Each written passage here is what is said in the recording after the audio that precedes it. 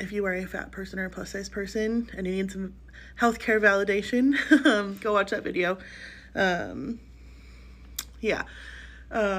But I wanted to give an update and kind of talk about what happened when I went for a hysterectomy consult last week. So the last update I gave, I let you guys know that I had my first surgery. They removed the mass and some other things. And all of that came back as precancerous, not cancerous, but it was still growing rapidly. I need to have a hysterectomy.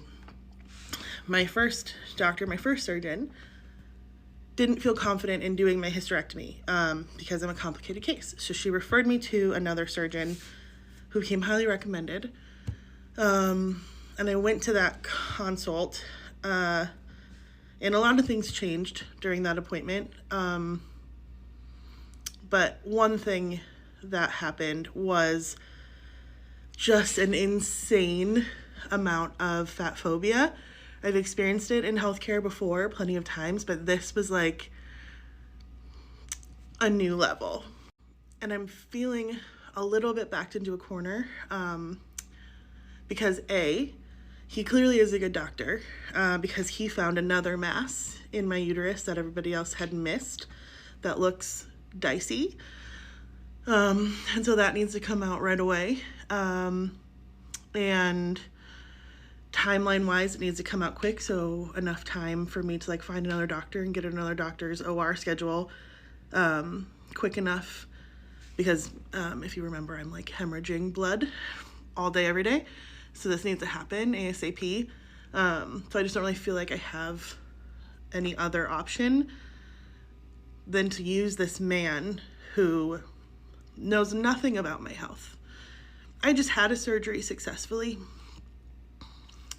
and who looked at me, and when talking about the potential risks of a hysterectomy, because it's a big surgery, looked at me and said, well, at your size, your days are numbered anyway, so it might not matter if something bad were to happen during the surgery and I die. Hold on. So this man knows nothing about my heart, how strong it is, knows nothing about how I move my body or how I fuel it. He's just looking at me, making many, many assumptions. And so he agreed that like I definitely need a hysterectomy. But he assumes that my heart at my size won't be able to handle the surgery, so he won't do it. So we're just going to remove the mass and basically do a repeat of the first surgery I had, and then he wants to just put me on medication, or he actually wants me to meet with a nutritionist because he assumes I've never done that before. Like, I have PCOS, I've done everything possible to manage my weight. Sorry. Anyways, and we were talking about that, and I was talking about how, you know, my body is strong. And he said, well, we know you have lower body strength because it has to carry you around every day.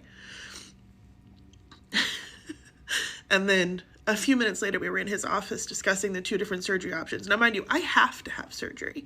And this man is going on and on about how I'm probably going to code on a table. But I have to have surgery. There's no option to not have it. And I just had one successfully. Well, the surgery wasn't successful, but my body survived.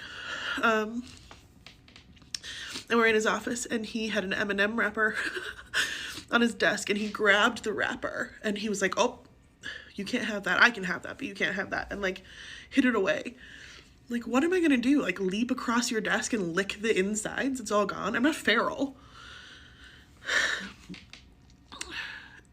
So I have this man who has to perform surgery on me, who spends an hour and a half telling me that my body is too big to like probably survive surgery. And I might code on the table. But at my size, my days are numbered, so doesn't really matter. And you might have cancer. That's back on the table.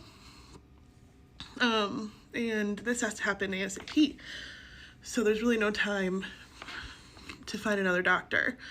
And I've been going through this for about 9 months now. So mentally, I am at like the very, very, very tail end of my rope of being able to handle this anymore. So I also mentally just like, and physically need this to happen. And I need that mass out of my body, because we did find that that's really the cause of a lot of the bleeding. It's really vascular. And I need to know if I have cancer or not. So there's your update. And it also kind of like a screw you to a lot of health practitioners. If you've ever spoken to a patient like that, fuck you. And please never do it again. But